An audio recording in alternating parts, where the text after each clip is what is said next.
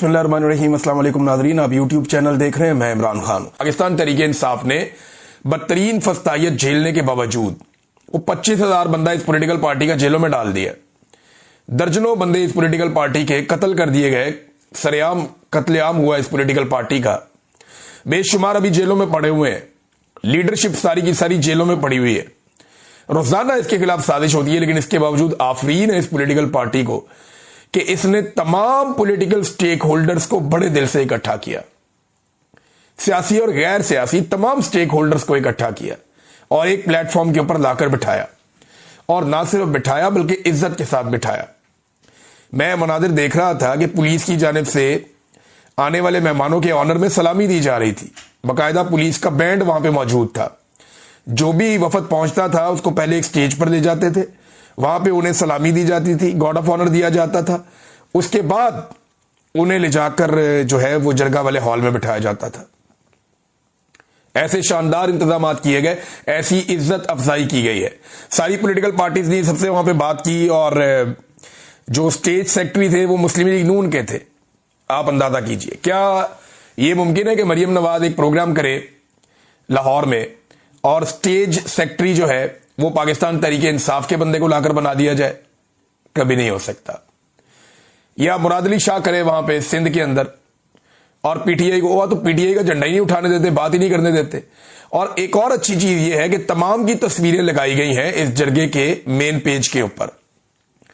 जो इसका बड़ा पोस्टर है, जो बैनर है इसके, उसके ऊपर तमाम पॉलिटिकल पार्टीज या स्टेक होल्डर में मैक्सिमम की तस्वीरें लगाई गई हैं और कहीं पे भी इमरान खान की फोटो नहीं लगाई गई।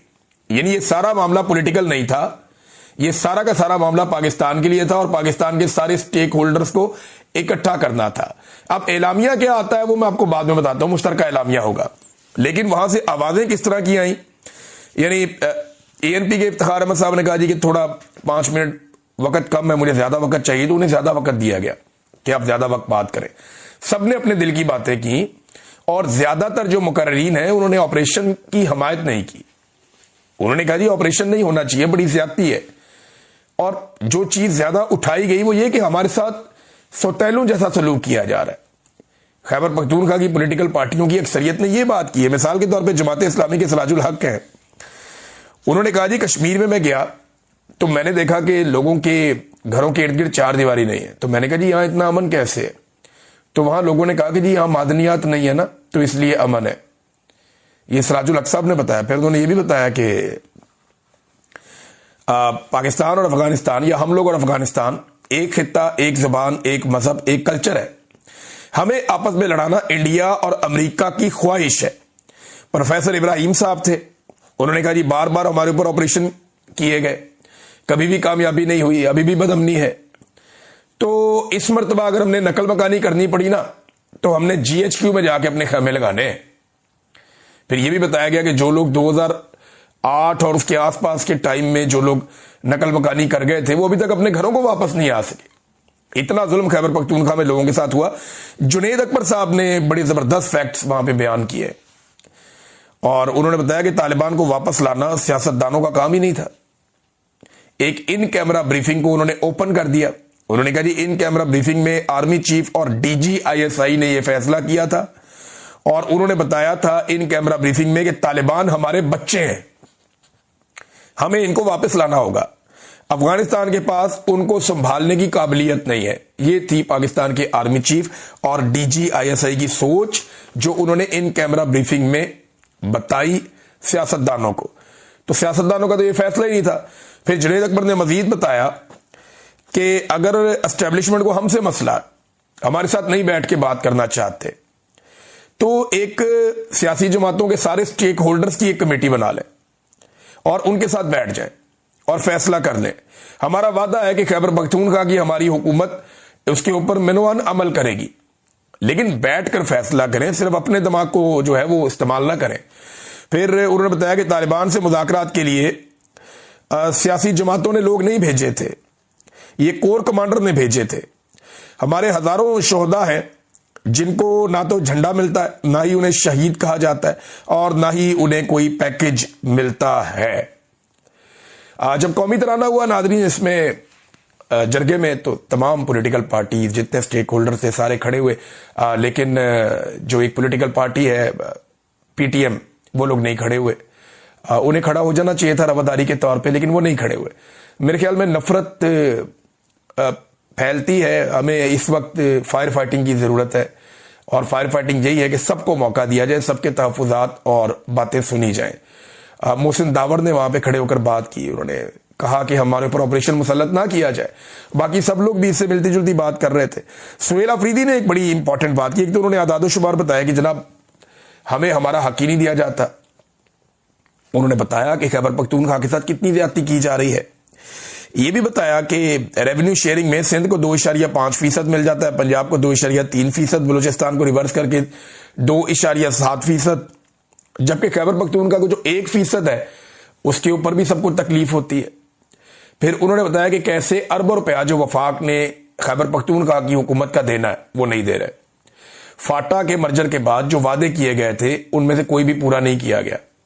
फाटा को जो बजट देना था फेडरल गवर्नमेंट ने, वो अब तक फाटा के लिए सूबाई हुकूमत को नहीं दिया गया।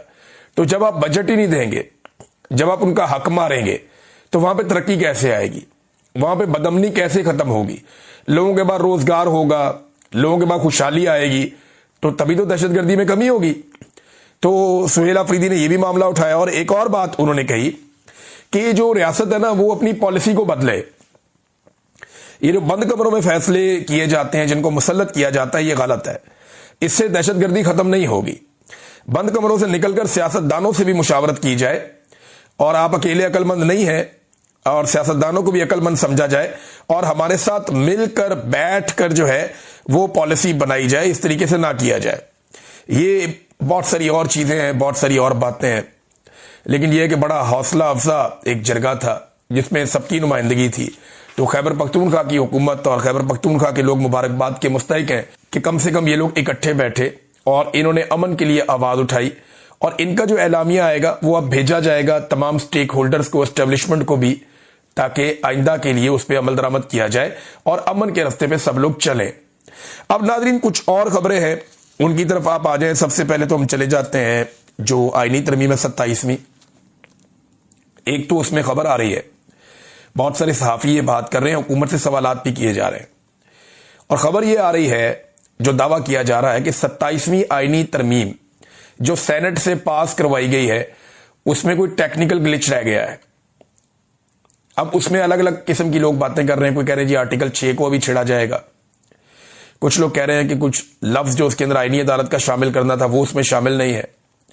कुछ लोग कह रहे हैं कि सिकंदर सुल्तान राजा को और काजी फायद ईसा को मौत पड़ी हुई है कि जनाब हम तो फंस जाएंगे, हमें तो कोई इस्तिस्ना भी नहीं है, तो आर्टिकल 6 लग जाएगा कल को। तो हर एक का अपना अपना कहना है, अपनी अपनी खबरें लोग दे रहे हैं, लेकिन ये सब लोग कह रहे हैं बहुत बड़ी तादाद में, हुकूमत अभी तक इससे भाग रही है कि ये तरमीम वापस सेनेट के अंदर लाई जाएगी और दोबारा सेनेट के अंदर वोटिंग करवाई जाएगी। अब मसला यह है कि एक और कौन सा ऐसा सेनेटर है जो बेनकाब होने वाला है। इरफान सिद्दीकी साहब का तो इंतकाल हो गया, पहले नंबर पूरे करवाए थे, एक सेनेटर आ गया था फजल रहमान की पार्टी से, उन्होंने अपनी पार्टी से निकाल दिया। वो ऐसा आदमी है कि उसने इस्तीफा भी नहीं दिया, वो तो चलो दोबारा आके वोट डाल देगा।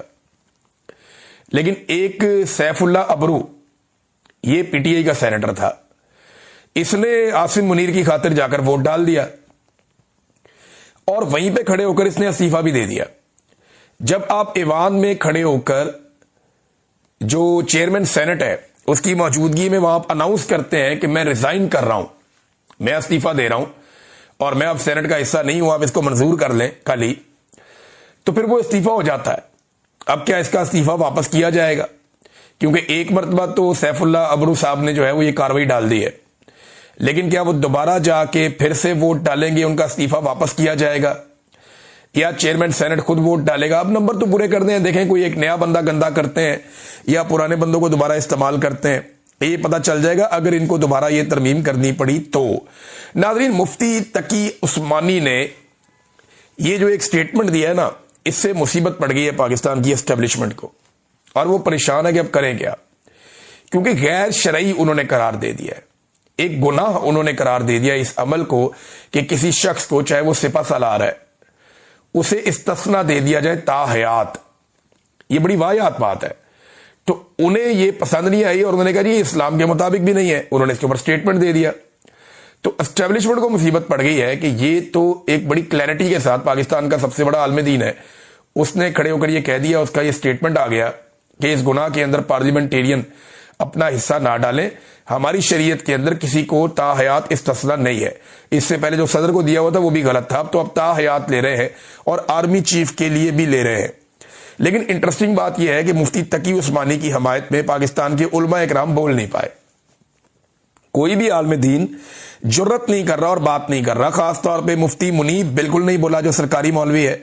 طاہر اشرفی ایک جملہ نہیں بولا. طاہر اشرفی کو بولنا چاہیے تھا, بتانا چاہیے تھا کہ کیا شریعت کے اندر اس بات کی اجازت ہے یا نہیں ہے. طاہر اشرفی کو کھل کر بولنا چاہیے تھا, سامنے آنا چاہیے تھا, کیونکہ یہاں پہ اس کی رہنمائی درکار ہے قوم کو, اور وہ ایک سرکاری مولوی کے عہدے پہ بیٹھا ہوا ہے, تو اس کو بتانا چاہیے کہ پاکستان کے آرمی چیف کو تا حیات استثناء دینا شرعی نقطہ نظر سے درست ہے یا غلط ہے. مفتی منیب نے بھی اس کا کوئی جواب نہیں دیا, فضل الرحمان بھی اس کے اوپر چپ ہے, بلکہ وہ پاکستان سے باہر نکل گئے. تو اب دیکھتے ہیں کیا ہوتا ہے. بہرحال مولوی جو ہیں وہ پھنسے ہوئے ہیں. اگر وہ یہ اسٹیٹمنٹ دیتے ہیں تو اسٹیبلشمنٹ کی طرف سے سختی آئے گی, اور اگر وہ اسٹیٹمنٹ نہیں دیتے اور سچ نہیں بولتے تو لوگ ان کو کہیں گے جناب آپ نے جب کلمہ حق بولنے کی بات آئی ظالم حکمران کے سامنے تو آپ نے سر چکا کے سجدہ کر لیا. تو مفتی تقی عثمانی نے کم سے کم بات کی ہے, امید کرتا ہوں کہ وہ اپنی بات واپس نہیں لیں گے. ناظرین, زاہد گشکوری صاحب ہیں جرنلسٹ, اور انہوں نے ایک اسٹیٹمنٹ دیا, ایک ان کا خبر انہوں نے جاری کی ہے اپنے ٹویٹر ہینڈل سے. تو میں وہ خبر پڑھ رہا تھا, میں چاہتا ہوں آپ کو پہلے ایز اٹ از میں پڑھ کے سناؤں. یہ پارلیمنٹ کو کور کرتے ہیں, تو وہ کہہ رہے ہیں جی 2007 سے پارلیمنٹ کو کور کر رہا ہوں, ممبران میں کبھی اتنی مایوسی اور بے بسی اور غصہ نہیں دیکھا. ممبران ہم رپورٹر سے پوچھتے ہیں اس 27ویں ترمیم میں عوام کے لیے کیا رکھا ہے. یہاں پچھلے 5 دن میں کم از کم 37 ممبران سے ملا ہوں, درجنوں افسران غیر ملکی آبزرورز کو ملنا ہوا. سب یہی کہتے ہیں کہ اس ملک کے بڑے عوام سے اتنے دور ہو گئے ہیں جتنے 2003 میں جنرل مشرف سے, جنہوں نے 17ویں ترمیم پاس کروا کر ساری طاقت اپنے پاس رکھ لی تھی, اور پھر 7 سال بعد صدر پاکستان کی پارلیمان کو ختم کرنے کی طاقت کو 18ویں ترمیم میں اڑا دیا گیا. اب یہاں پارلیمان کے ایوانوں میں ممبران جن کا تعلق تمام جماعتوں سے ہے یہی بحث کرتے ہیں کہ آخر تا حیات استثناء کتنی دیر چلے گا. ممبران حیران ہیں, بے بس ہیں, مایوس اور پریشان دکھائی دیتے ہیں, لیکن کوئی سامنے آ کر بولنے کو تیار نہیں ہے. ایک خاتون سینیٹر نے بتایا کہ یہاں ایسے لگتا ہے کہ کچھ بڑا ہونے والا ہے جس کا سب کو انتظار تھا. پاکستان زندہ باد. اچھا, یہ ٹویٹ کیا زاہد گشکوری صاحب نے, آخر میں ان کو پاکستان زندہ باد لکھنا پڑا. اگر یہ لکھتے پاکستان ہمیشہ زندہ باد تو شاید زیادہ محفوظ محسوس کرتے اپنے آپ کو. تو دیکھیں, یہ جتنے ممبران آ کے بات کر رہے ہیں نا, یہ کہہ رہے ہیں کہ یہ کیا ہو رہا ہے, یہ کیوں ہو رہا ہے, بے بسی ہے, لاچاری ہے, مجبوری ہے. ان کو اس وقت غیرت اور شرم نہیں آئی جب یہ جعلی فارم 47 کے اوپر آ رہے تھے اسمبلی کے اندر. اب تم نے ایک دفعہ گوں کھا لیا ہے, جعلی فارم 47 لے لیا ہے, تو بار بار کھاؤ, کیا فرق پڑتا ہے. منہ کا ذائقہ تو آپ نے گندا کر لیا, پالش آپ کے حلق تک اتر گئی ہے چاٹ چاٹ کے جوتے کو. تو اب آپ کو یہ کرنا پڑے گا, اس طرح کی ترمیمیں اور اس طرح کے بو کالے آپ کو بار بار کرنے پڑیں گے. اور اگر اتنی غیرت اٹھ رہی ہے ان اراکین کے اندر, یعنی 37 سے تو ہمارے بھائی نے زاہد گشکوری صاحب نے بات کی ہے, اگر اتنی غیرت اٹھ رہی ہے تو ان 37 میں کوئی 7 بھی ایسے نہیں ہے جو کہیں جی ہم ریزائن دے کے جا رہے ہیں. کوئی بھی نہیں جاتا, استعفیٰ کوئی نہیں دیتا. یہ صرف میڈیا کو بتانے کے لیے ہوتا ہے کہ جناب ہم پریشان ہیں. اندر سے یہ سارے بے شرم ہوئے ہیں, اور اندر سے یہ سارے کے سارے جو ہے وہ اس سسٹم کے بینیفیشری ہیں اور اس کے ساتھ رلے ہوئے ہیں.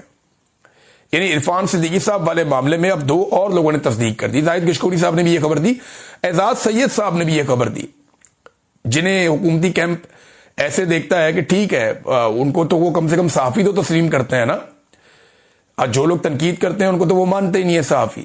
انہوں نے بھی کہا کہ یار یہ فوت ہو گئے تھے دن کے وقت عرفان صدیقی صاحب, لیکن ان کی موت کو چھپایا گیا. اب یہ وہ جرنلسٹ کلیم کر رہے ہیں جن کے اس حکومت کے ساتھ بھی تعلقات ٹھیک ہے, خراب نہیں ہے. چلے ہمارے تو تعلقات ہی بگڑ گئے نا اسٹیبلشمنٹ کے ساتھ, حکومت کے ساتھ, تو ان کے تو تعلقات ٹھیک ہیں. وہ بھی یہ کہہ رہے ہیں اور اس بات کی تصدیق کر رہے ہیں کہ دن کے وقت ان کی وفات ہو گئی تھی, لیکن بعد میں فیصلہ کیا گیا اور وفات چھپا لی گئی تاکہ سینٹ کی کارروائی نہ رک جائے. ترمیم مکمل کروا کے اس کے بعد وفات اناؤنس کر دی گئی. بہرحال نواز شریف شباز شریف وغیرہ گئے ہیں ان کے گھر, یہ اچھی بات ہے, جا کر افسوس کرنا چاہیے, لیکن یہ ایک افسوسناک پہلو ہے جسے ہمیشہ یاد رکھا جائے گا. ناظرین, ایک بڑی آفر کی ہے محمود اچکزئی صاحب نے اسمبلی میں کھڑے ہو کر. تو یہ جو آفر ہے اس سے ویسے فائدہ اٹھانا چاہیے, بمپر آفر ہے. اور انہوں نے یہ کہا کہ عمران خان سے یہ لوگ ڈر رہے ہیں نا, اگر آپ عمران خان سے ڈر رہے ہیں تو میں آپ کو عمران خان سے گارنٹی لے کر دیتا ہوں کہ وہ کسی کو کوئی سزا نہیں دے گا.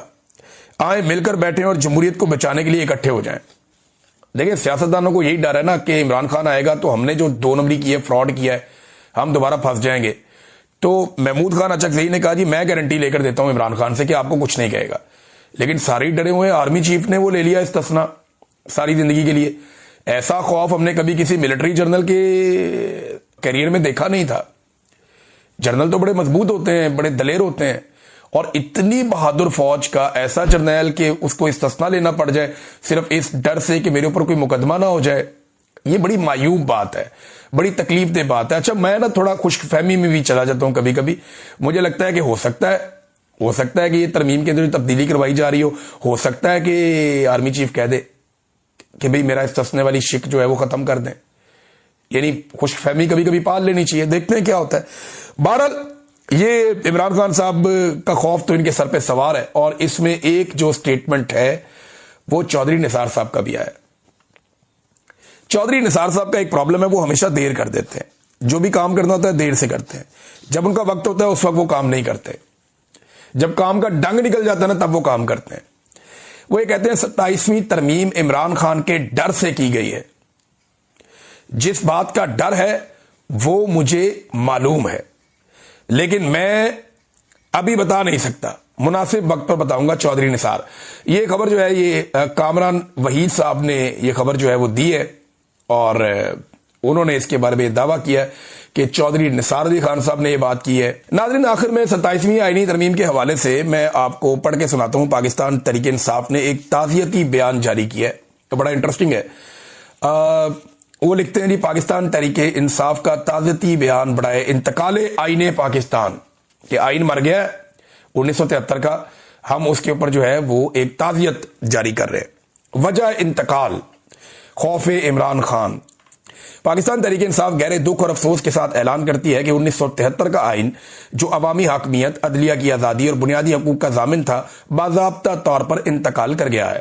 یہ آئین اس وقت دم توڑ گیا جب اس ملک کے حکمرانوں نے اپنی ذاتی انا, اقتدار کی ہوس اور ایک عوامی رہنما عمران خان کے خوف میں آ کر آئینی بالادستی کو دفن کر دیا.